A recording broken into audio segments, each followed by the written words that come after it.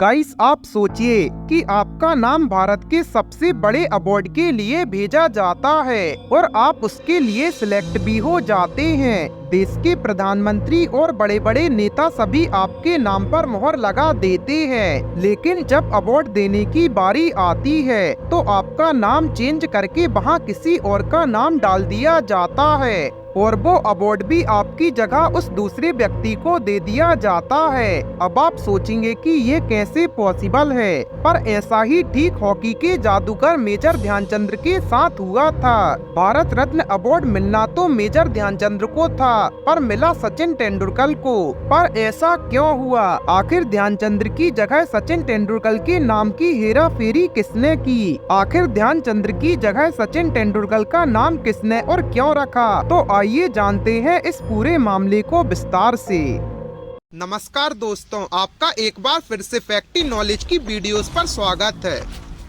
Guys, ये बात है साल 2013 की, जब भारत रत्न देने के लिए ध्यानचंद का बायोडेटा प्रधानमंत्री मनमोहन सिंह के कार्यालय में कई महीने पहले ही भेज दिया जाता है और उस पर पीएम की स्वीकृति भी मिल चुकी होती है, लेकिन बाद में अचानक सचिन के नाम पर मोहर लगा दी जाती है। पर ऐसा क्यों हुआ, आइए जानते हैं। गाइस, ये कहानी शुरू होती है 22 दिसंबर 2011 से, जब इंडियन हॉकी फेडरेशन ने ध्यानचंद को भारत रत्न दिए जाने की सिफारिश की और पूर्व क्रिकेटर बिशन सिंह बेदी 12 जुलाई 2013 को तत्कालीन खेल मंत्री जितेंद्र सिंह से मिलकर भारत रत्न ध्यानचंद को दिए जाने की मांग के साथ ध्यानचंद जी का बायोडेटा उन्हें सौंप देते हैं। इस पर खेल मंत्री से लेकर तत्कालीन प्रधानमंत्री मनमोहन सिंह की भी सहमति रहती है, लेकिन औपचारिक रूप से उनके बेटे से कह दिया जाता है कि ध्यानचंद को भारत रत्न दिए जाने की घोषणा कुछ महीनों में ही कर दी जाएगी।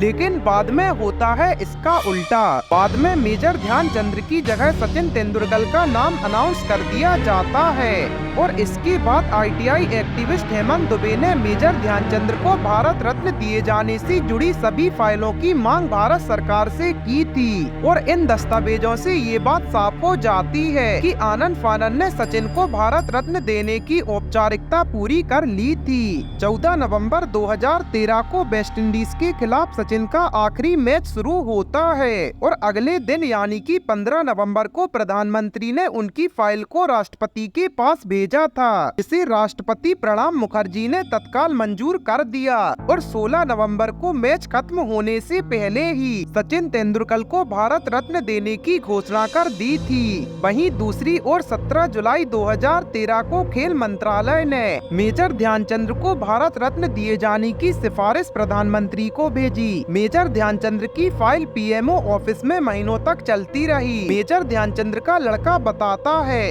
कि जब निर्णय की बारी आई तो फैसला ही पलट दिया गया था।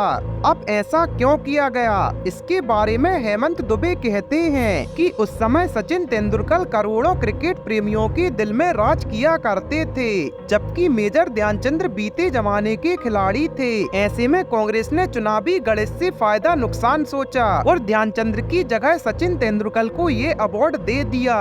लेकिन ध्यानचंद के सपोर्टर्स का मानना था कि ध्यानचंद को पूरा देश जानता है, लेकिन सरकारी सिस्टम में ध्यानचंद सिर्फ फाइलों, योजनाओं और प्रतिमाओं में सीमित है और उन्हें भारत रत्न दिलाने के लिए आम लोगों को धरना देना पड़ा था। लेकिन आखिरी में रिजल्ट इसका कुछ भी नहीं मिला और 11 अप्रैल 2011 को भाजपा सांसद मधुसूदन यादव ने केंद्रीय सरकार से सचिन तेंदुलकर को भारत रत्न दिए जाने के लिए नियमों में बदलाव का आग्रह किया था। सचिन तेंदुलकर को मिलने से पहले ये सम्मान केवल साहित्य, कला, विज्ञान और जनसेवा के क्षेत्र में ही दिया जाता था। खिलाड़ियों के लिए भारत का सबसे बड़ा सम्मान अर्जुन अवार्ड था और इसके बाद सरकार ने भारत रत्न सम्मान के नियमों में बदलाव करते हुए कहा कि अगर कोई अच्छा काम करता है, ले वो किसी भी फील्ड में हो, वो इंसान इस अवार्ड के लिए एलिजिबल होगा।